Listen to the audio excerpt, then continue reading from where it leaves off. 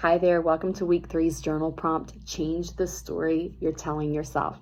When it comes to physical fitness, exercise, athleticism, movement, a lot of us have stories that we've told ourselves, perhaps even from childhood, that are not very kind and perhaps may not even be true.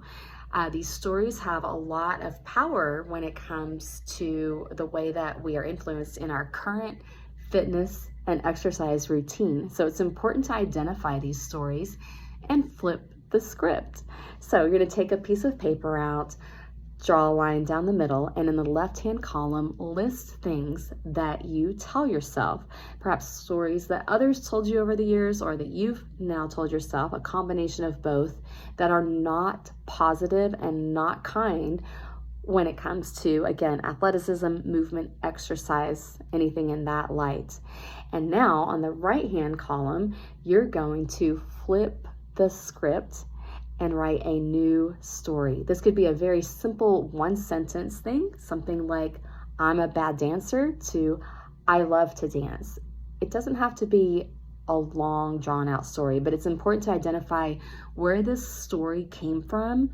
Stop giving it power. Realize that sometimes it may not have even been true. It's something that we let build up and become part of our identity, and decide what you want your new story to be. A personal example of mine is someone had told me as a child, I don't even remember who it was, that I was a bad runner. I believed that story for a long time, and in my early 20s, as an aerobics instructor and trainer, I decided I was going to change that story and decided I was just going to change it to I can run.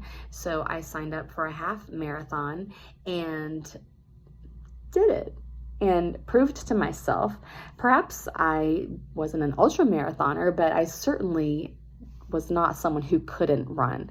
So changed the story. Again, you don't have to sign up for a half marathon to change your story, but it's important to let your story now be one that is courageous, one that is full of power, one that is kind to yourself, one that gives you strength when you say the words and doesn't bring feelings of shame and a bad old story that is not serving you anymore.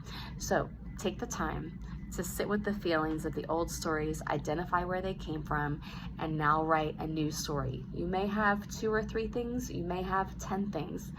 Sit with this as long as you need to, feel the emotions, celebrate who you are, where you've come, and change the story. A side note on this is some of us do have physical limitations. That is very real, and this is not negating any of that. So that's a different topic. This is a more general one.